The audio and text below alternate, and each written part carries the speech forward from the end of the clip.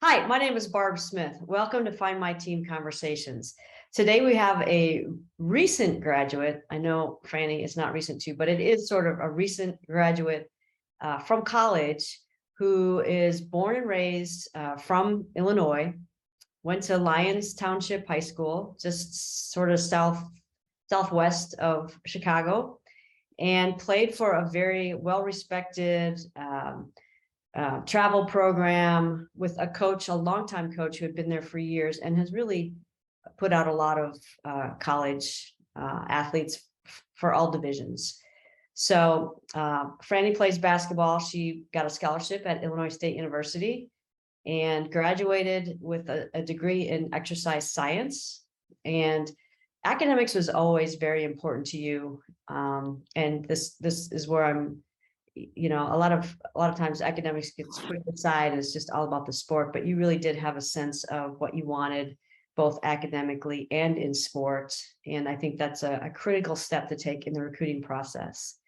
But after graduation from college, now she's touring through med school, and her stops have been, you might have to correct me if I'm wrong here, but it started in Illinois, then went to Minnesota, then Nebraska, and the next stop is going to be California, which is way further away than any of those other states.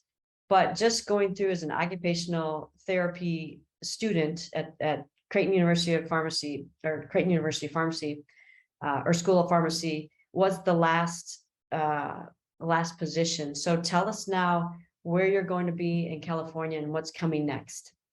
Yeah, for sure. First of all, thank you so much for having me. I'm happy to help kind of the younger generations go through their recruiting process. But as far as what's next for me, I am currently at home right now in Illinois, but I'll be out in California here in the next month or so at an outpatient orthopedic-based hand clinic. So I'll be there for 12 weeks starting in September and kind of going through that rotation process, just taking everything in, being a student.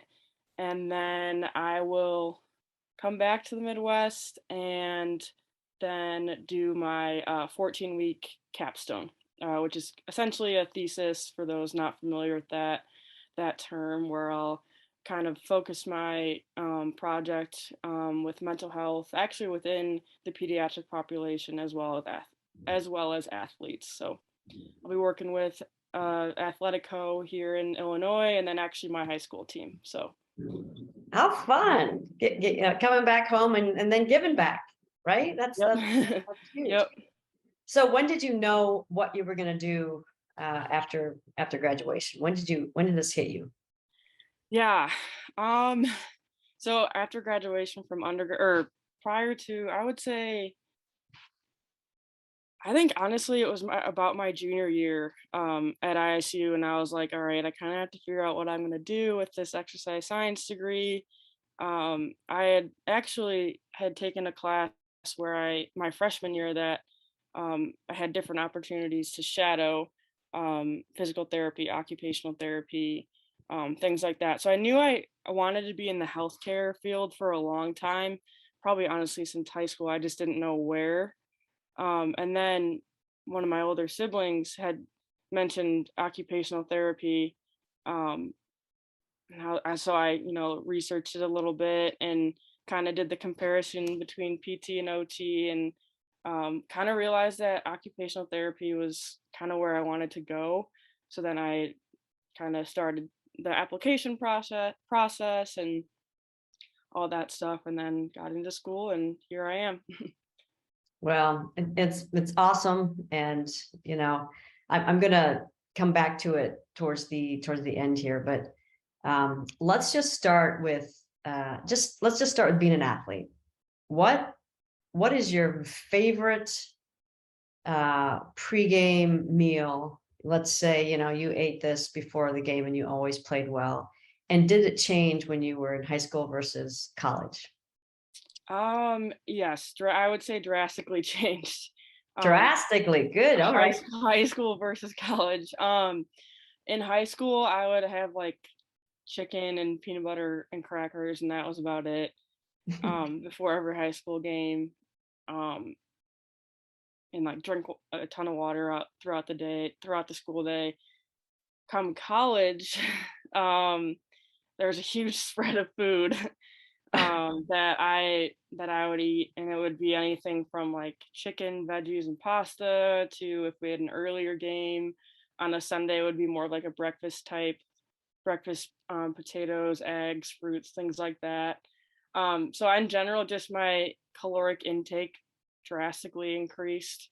Um, the summer I got to college, honestly, not just yeah, it was a pretty quick turnaround, just the stress that was on my body and just the overall increase of like working out, practicing, and just sweating so much more and just having to fuel my body in a completely different way than I had ever done before.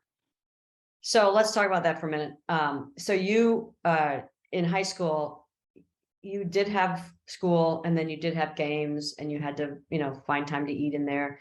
How does that experience differ? You sort of already started to mention this, but how is it different from college, going to school, having games, going to practice, and finding time to eat? Yeah, I would say in high school I was pretty lucky, just being raised to eat very, very healthy. Um, and so I had a very, very good foundation, I think, as far as what I need to be eating. Mhm. And I would say the only thing that was different for me was the amount I was eating, because I was burning so many calories, and I still do. But and then in college, just the managing of, okay, I've got practice at this time, I've got class at this time. Where can I squeeze in some snacks before practice, before lunch, before the next class, whatever it may be. And I was lucky enough to have a lot of resources at Illinois State where I could ask the nutritionist on staff or whoever it was. Um, and there was always snacks in the locker room, always snacks in my dorm. I just always kind of had to be aware of what my body needed. And I think too, like the athletic training staff was really big in that regard as far as like tracking my calories, especially my freshman year, because like I said, was not getting enough fuel in me. But once I kind of went through that process of like figuring that out, it came to be pretty well known that across my teammates and the coaching staff, that I needed to always be eating. Boy, a lot of people would be like, "I wish that was me." Yeah, yeah, But it's harder for than sure. you think, right? It's hard to Yeah. burn calories Oh, when your metabolism is so high to be able to fuel yourself, to have enough energy for the intense practices, maybe not as much sleep some nights, and having to be awake in class and game, all of those things. yeah. Yep. Describe that. Were there times when you were I'm just depleted?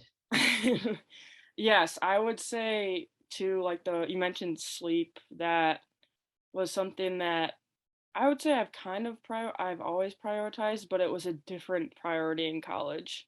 Like you said, you need the energy to go to practice, get to class, learn and absorb the material in class, and then um, be able to study and do whatever. And but yeah, and then obviously practice and things like that. So I think that adjustment was hard. Um, just I think, yeah, like I said, that first summer and first year was a lot of so many different new things that you take in as a college freshman, um, in a non-athletic setting, but then you add your sport and it's a whole nother, another layer, honestly. And just being able to, yeah, use the resources around you and just like kind of realize what your body needs. And a lot of times that's different from what your teammates need. And so kind of navigating that and figuring out what um, is specific to you can be very hard, because it's like normally, yeah, normally like you look at your teammate and it's like, well, she's eating, this and this, but I don't like this and this, and I need all, it's just it's a very easy to fall into the comparison game like a lot of other things, but especially think as a college freshman, and two, like you can lean on your older teammates as well because they can, you know, speak from their experiences, which was huge for me as a freshman. Excellent.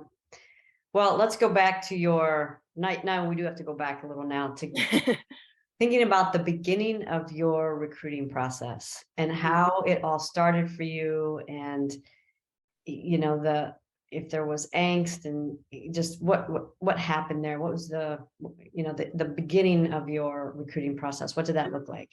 Definitely. So I would say in general, just my AU coach had such a huge role in my recruiting process. As you kind of said in the beginning, he's very well known and well versed in that regard. And so I think for me, it was a lot of learning on the fly. I did not know a lot, and I had a friend that was, getting letters and recruiting like nobody's business, and I was like, well, again, the comparison factor came into play, and so I think um, having like, a lot of conversations with my AU coach and my parents um, about just that I'm on my own path as far as what I want, and my skills are different, and all the things. So I think, yeah, I think the big, I think, turning point, honestly, for me, I think was my sophomore year in high school, I believe it was. Um, and my AU coach had called me, and I played tennis in high school as well. And there was a big fall event coming up for basketball, and it happened to be the same date as tennis tournament.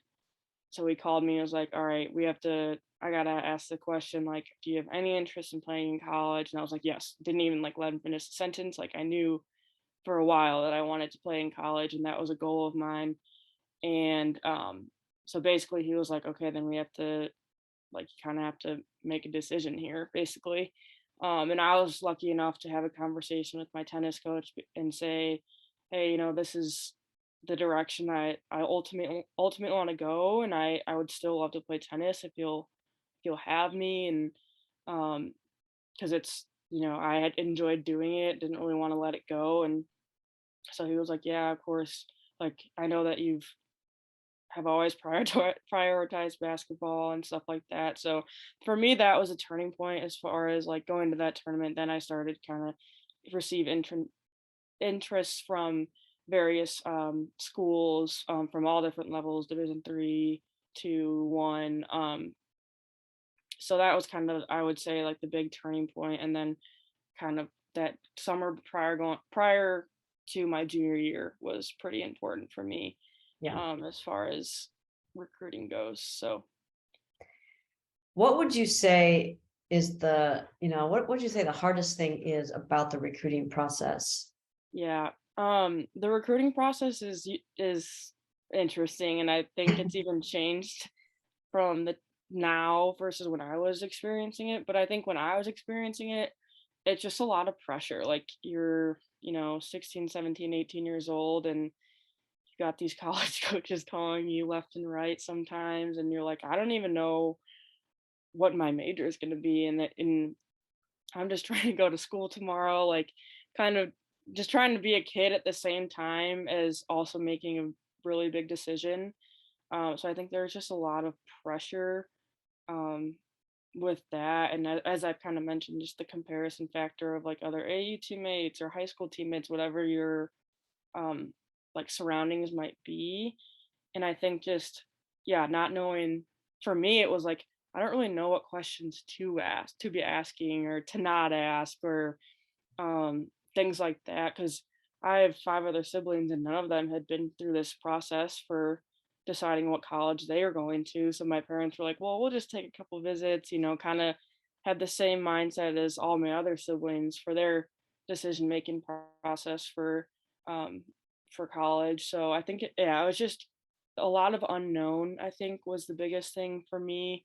And yeah, not knowing what questions to ask, and like also not knowing how to interpret the answers that I was getting for the questions I was asking. um, That's a great point. like I didn't really like, okay, what does this really mean? Um, of, whatever questions I was asking. And I remember like getting phone calls and like sprinting to the other room because like, oh, so and so's on the phone, like it's important, and I feel like that's kind of how I am with all phone conversations. But I think just, yeah, the pressure of, at the time for me, it was like a phone calls of like was nerve wracking um for me. And I think I would even argue like for anyone that age. And now like it's a whole different game with social media and just a whole nother layer NIL stuff. It's so much has changed since my recruiting process. I would argue now it's even harder to, stay in your own lane mentally and kind of figure out what you want and what you don't want. I think that's really well said. I think, that's why Find My Team exists, because we want to help alleviate the pressure and help student athletes not have to make all these decisions at once, and really like kind of piece it out for them so they can, kind of take smaller steps and digest it a little bit easier. Is that something you think could have been useful in your process? Oh, 100%. Like I absolutely would have benefited from that. And I think, yeah, just having the, honestly, like an outsider's perspective of like someone that's not with me every day or like grew up with me, or or that's not a high school coach or an AU coach, um would be would have been super beneficial. And yeah, I definitely kind of wish I had that going through my recruiting process. Yeah, and it sounds like your parents were pretty influential, and just having some experience with your parents in particular, because Mhm. you've had an opportunity to work together. Um, what do you think their number one, two, and three priorities were in this recruiting process for you? Yeah, that's a great question. I think one, just me being happy where I am, where I ended up. And then and that kind of like permeates into two and three, right? So then like I think first, I mean, I know one of my priorities, and I think we probably shared it, was academics. And you kind of alluded to that earlier, but and then it was basketball. So I think I was pretty unique um, in that regard. Just having my parents having the background that they have, with having so many kids and realizing what is important. I think goes all the way back to my both my grandparents, just valuing education and um, things like that. Just I think that's kind of where that rooted from and stems from. And then yeah, because on the flip side of that though, like they also didn't know the ins and outs of the basketball side of recruiting. So I think it wasn't necessarily a bad thing. It's just they didn't know what they didn't know, and kind of the same thing with me. Um, so yeah, I would say me being happy, academics, and then basketball came last. So when you look at, and I'm not sure if you're still aware, I'm sure you are, of the youth sports, and student athletes are starting much younger and playing at a very young age and specializing at a young age, and parents can get caught up in the sort of the bling of college and the scholarship and all these things around sport. And you just touched on something that's really important, that there is more out there than just the sport. So if you were, in front of a group of parents, what are some, maybe just some guidelines or some things they should think about in terms of their daughter's, trajectory into college, and but she's just in, like, youth sports or early, junior high-ish times. What would you say to those? Sure. Yeah, that's a great question. I think honestly, I would probably mimic what my parents said.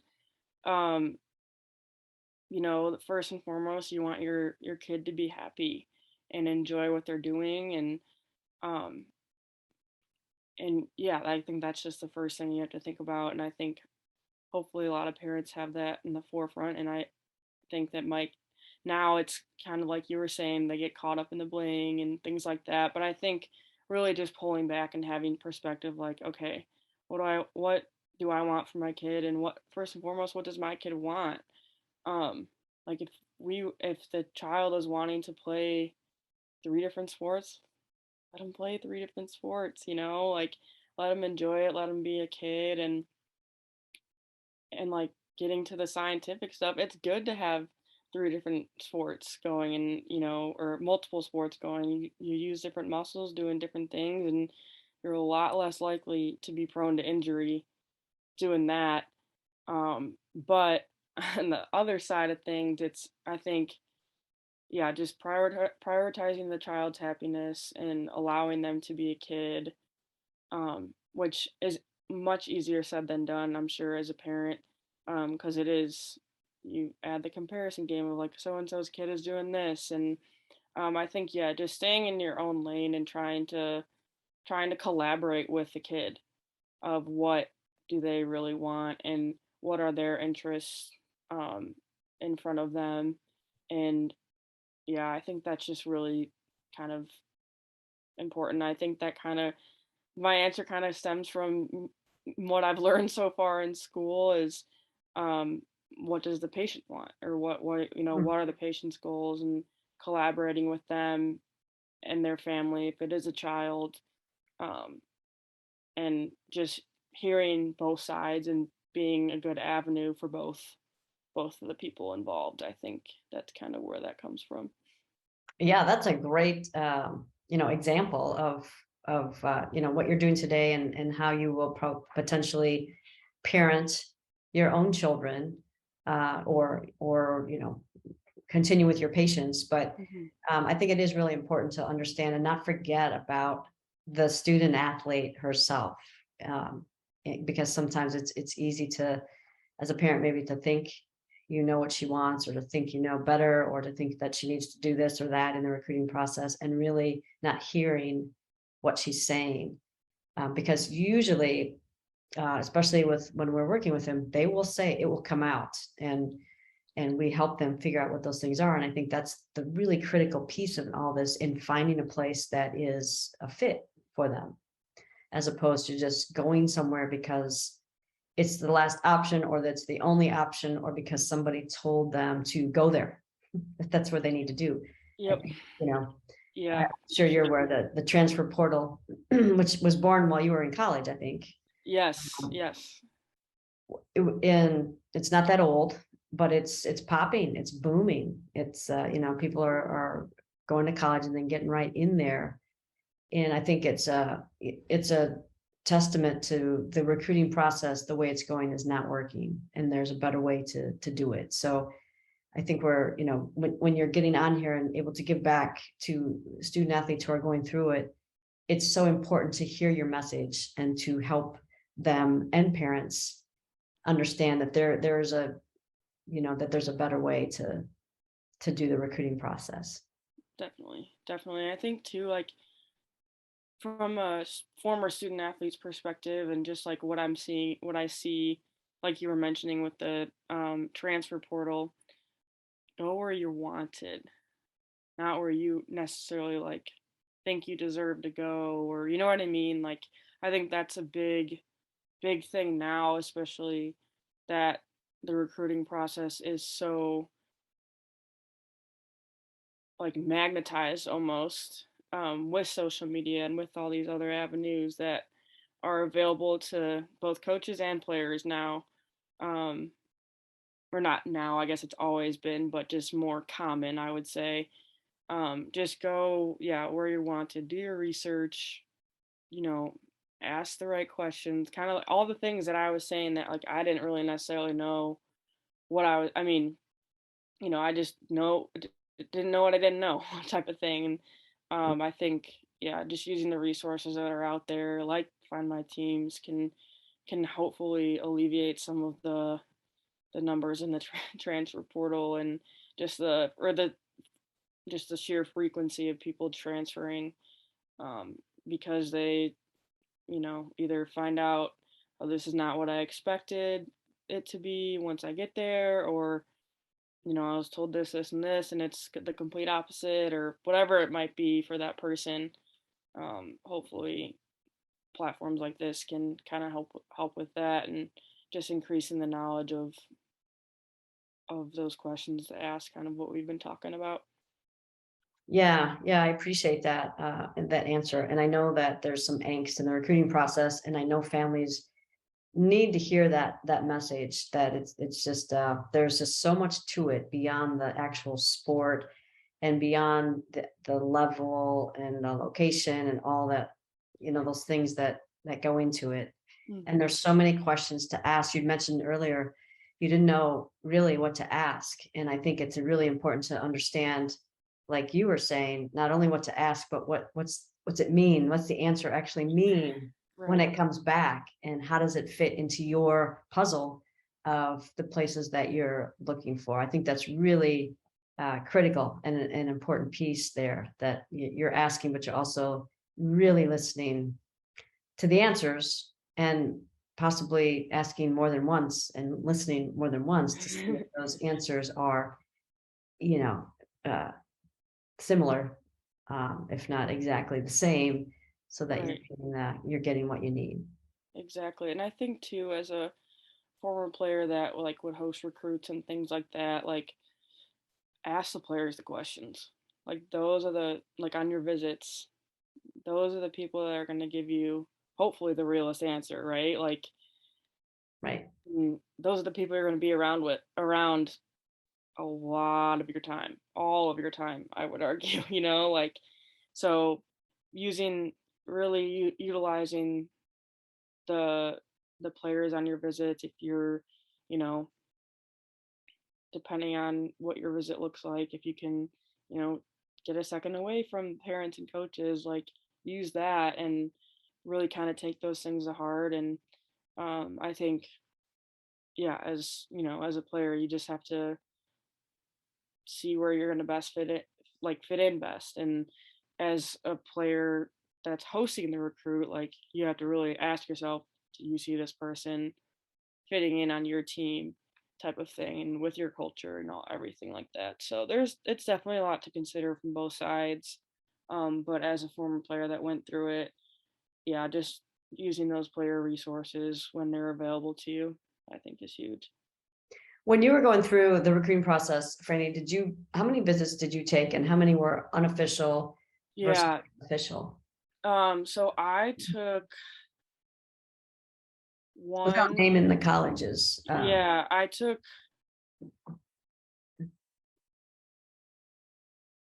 3 unofficial and one official. I believe, yes. So So your decision was made before your official visit. correct. Yeah. Yeah, I think that's also a change in the recruiting process, where, years ago you would get your 5 visits and you would take your 5 visits and, visit those 5 schools and narrow it that way. But today, a lot more work is being done with unofficial visits, instead of, and then just going on the official with the decision. Right. Right. So like my official was like I was meeting my new teammates or my future teammates. And that, yeah, it's interesting that you say it's kind of shifted now as far as like the increase of unofficial visits to, prior to making that decision.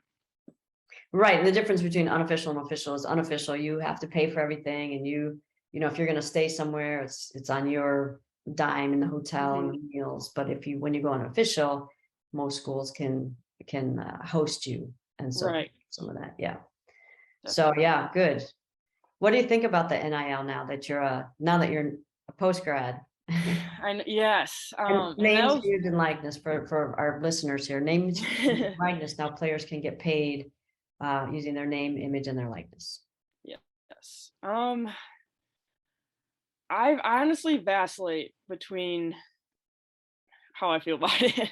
I think it's unique in that players can, find something they're passionate about, um, whether it's related to basketball or not, and kind of have that as an avenue to bring in income essentially. Um, about now, like as a former athlete though, it's like, how much is women's basketball really getting type of thing, and how much are you, not even just women's basketball, just female sports in general, how much are you actually gonna get from it, if that makes sense, in terms of like the dollar amounts.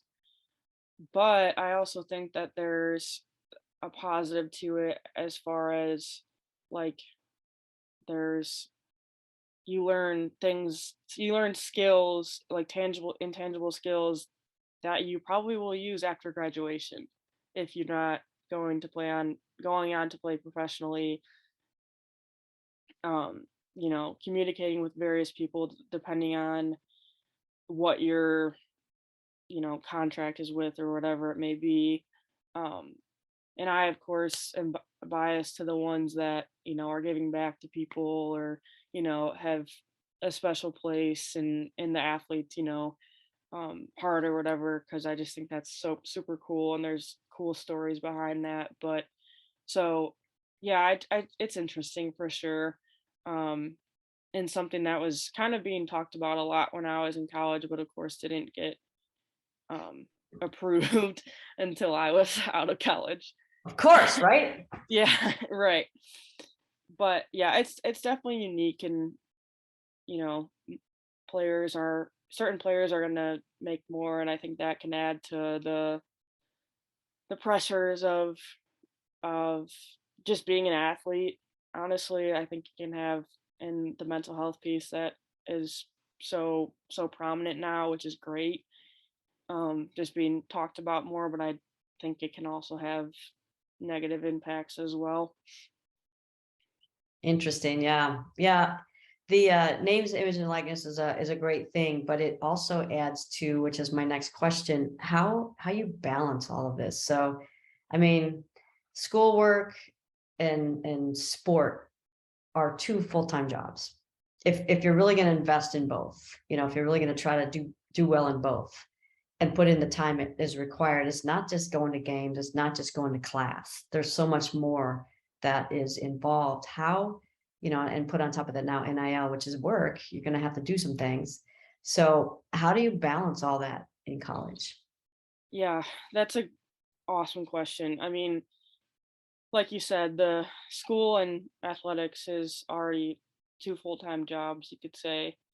Um, and I think a lot of it kind of goes back to like what you need as a student, and then what you need as an athlete, and using your resources to your best of your ability in both of those areas. Whether that means doing study like tutor sessions early in the morning and then practice later, or practice first then school, like you really just kind of have to get to know yourself as far as when you are most productive in which area. I feel like, so for me, that was most likely like in like our off seasons, or like on get days that we didn't have games, I would do the basketball thing first in the morning, and then school, and then go back to basketball. When I could, when I had control over the schedule. In some cases you might not.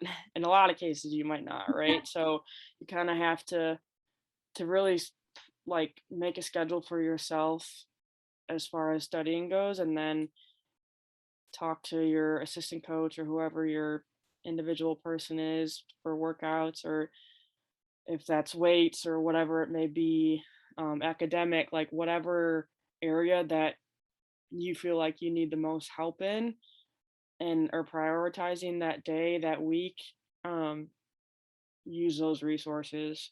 And if you want to get a teammate involved, great. You just have to find ways that fit their schedule too. Um, and so a lot of it is time management is probably the biggest takeaway that or skill that I talk about and take away from my time in undergrad, was because I had to figure out when I was most productive with what and with who. Yeah, um, yeah. So let's give the listeners an idea of your daily schedule when you were in college, and let's just say, well, let's just start with an in-season one. So you've got okay. games going on. So what is your, and you played basketball, so there's a couple of games a week, at least. What is your, what does your daily schedule look like? Yeah, so daily schedule would be um go to class from probably like 8 to 2 or 3, um have lunch in there some at some point, and then um practice 4 to 6, 4 to 7 depending on the time. And then if you have weights, you'll probably have, and if it's in season, you'll probably have weights once or twice a week. So weights not every day, but an hour on each before or after practice, depending on, it also kind of depends on your other teammates' schedules, but normally that would be a typical day, and then dinner after that, And then what's after dinner? and then studying, and then go to sleep, and then pretty much do the same thing So in the Monday. morning, before 8, did you ever also have to practice sometimes, or do something before 8? Sometimes, yes. Sometimes weights would be in the morning, or we would have two practices, depending on the time of year. In season, yeah, you might have weights in the morning before class.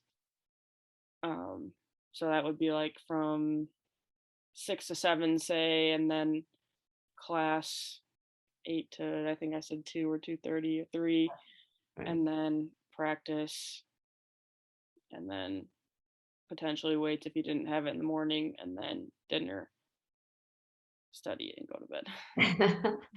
And did you ever have to, let's say, run between classes, or some days you have, longer schedules of classes than other days in college? Yes, So yes, did you yes. ever have to, like, in between class, run to the gym and get shots up, or meet with a coach to watch film or anything like that? Yes, definitely.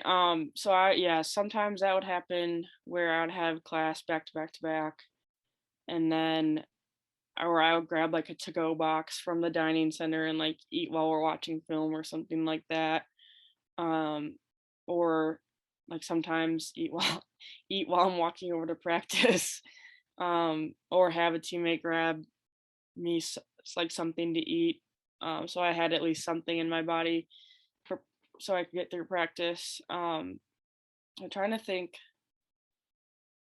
Most times, a lot of times, I would, if I did have like an hour or so before, like between getting out of class and when practice started, I would use that time to go get up my shots up, get to practice early, so that I had more time afterwards to relax, study, do what I needed to do, after That we was kind of my fix the weights. Oh, go ahead.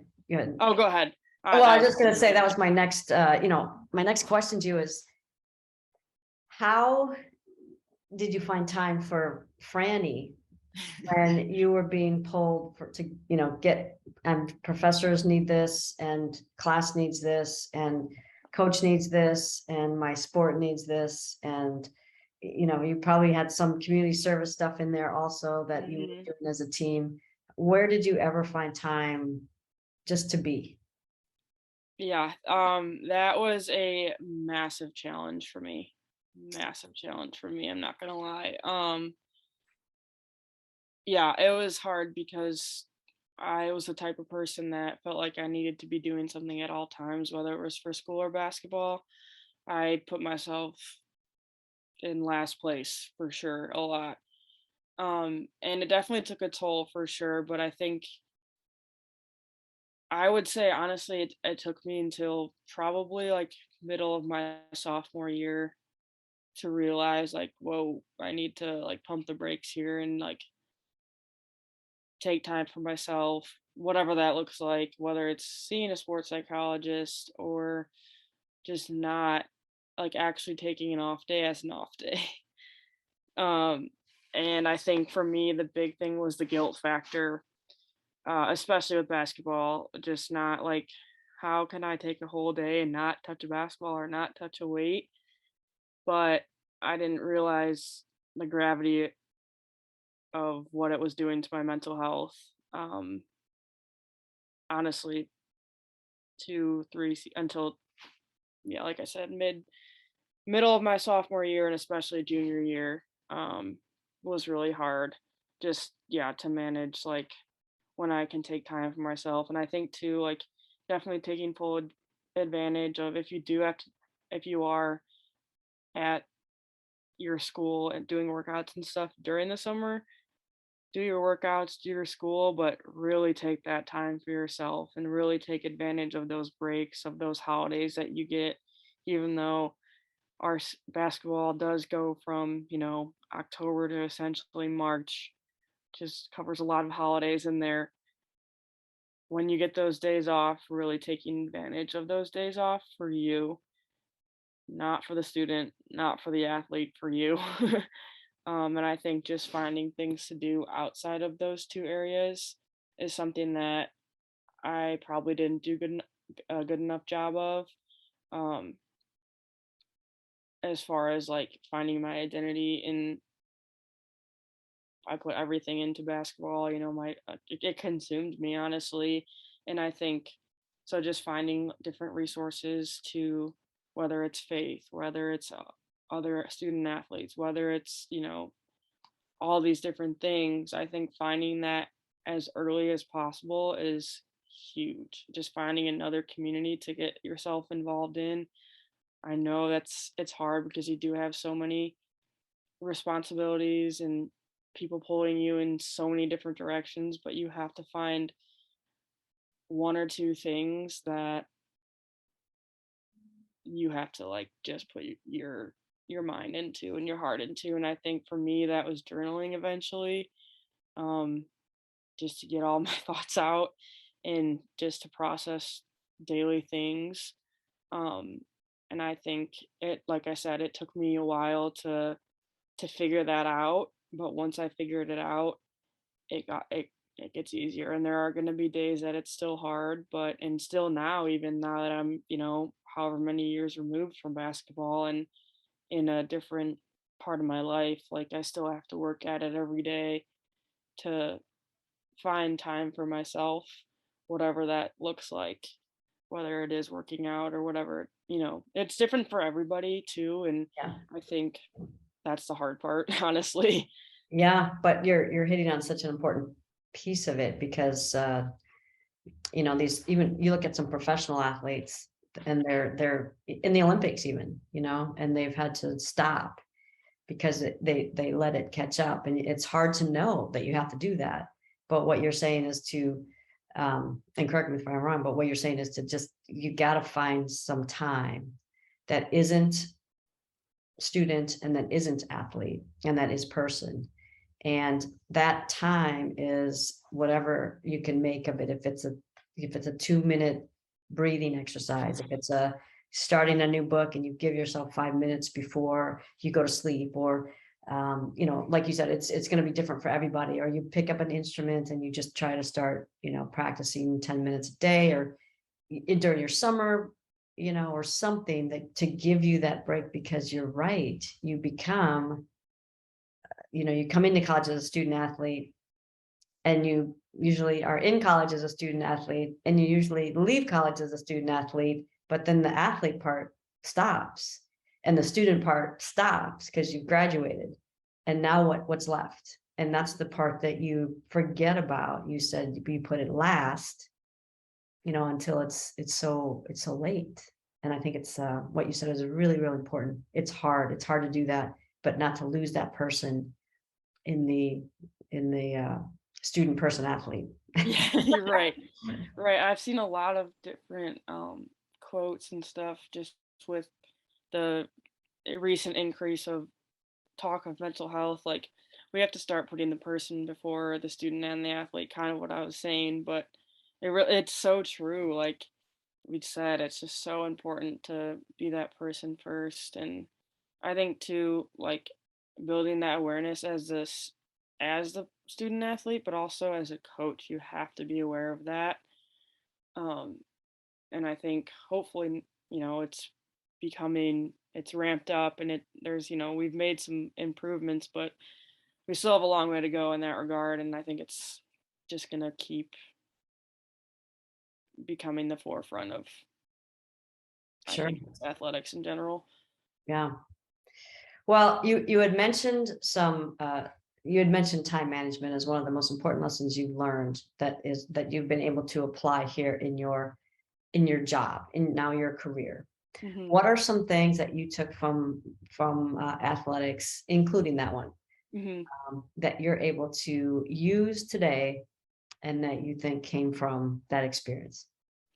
Yeah. So time management, like we kind of talked about, was huge.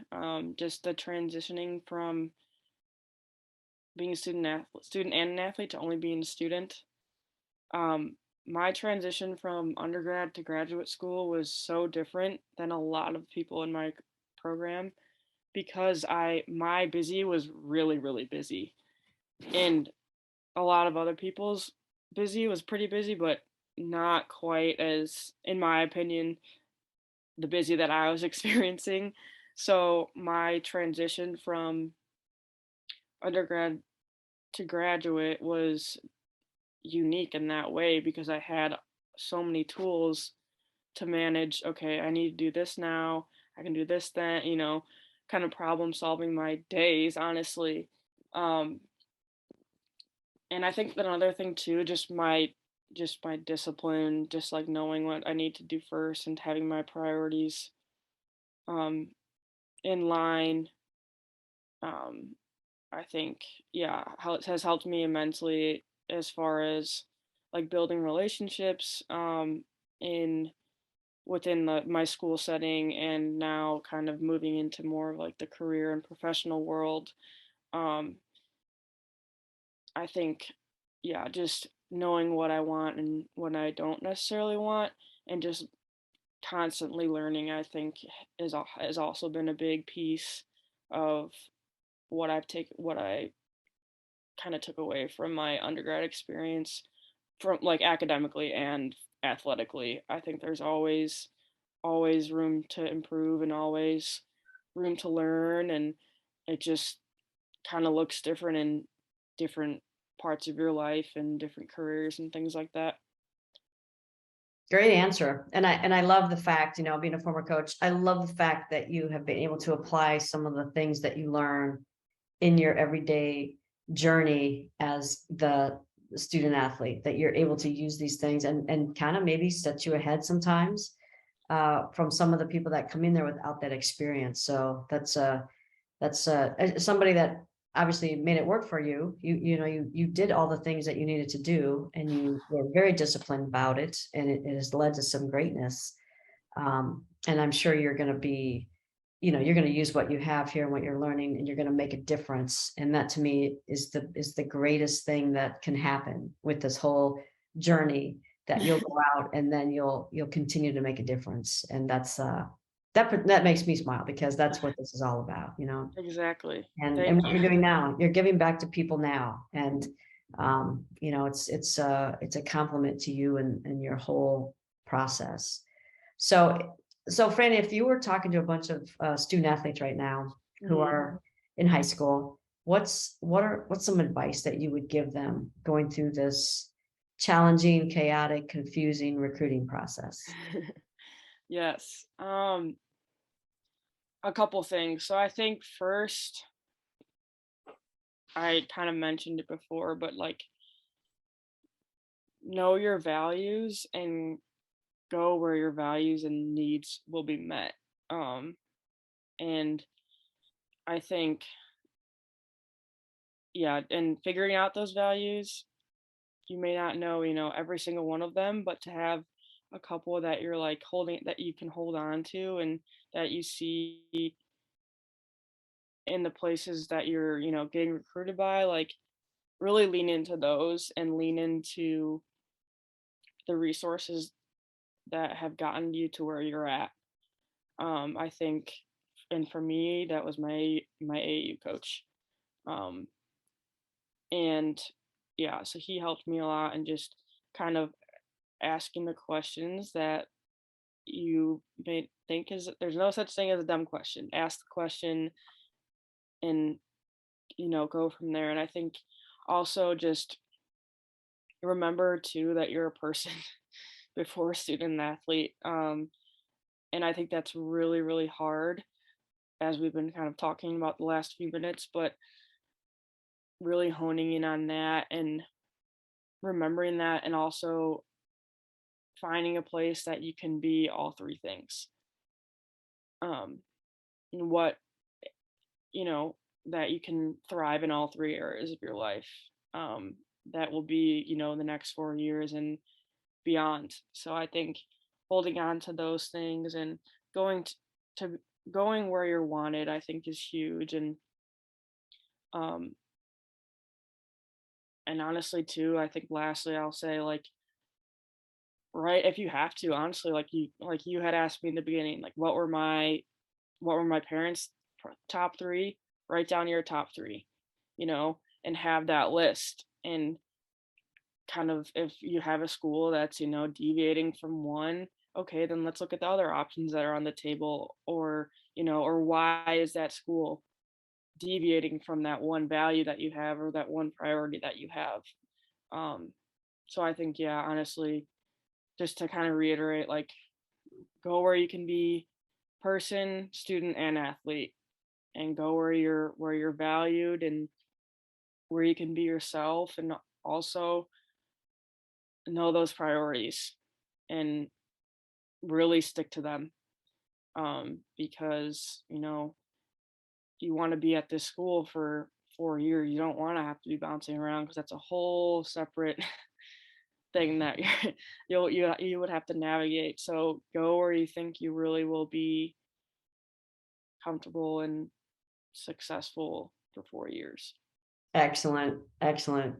Now let me say this. Let's say now you're in front of the parents, and Hmm. what's your advice? What's your advice for the parents in helping them be advocates for their daughters? Right. I think it's pretty similar, honestly. I think, but I think first and foremost, just hear them and see them, meet them where they're at.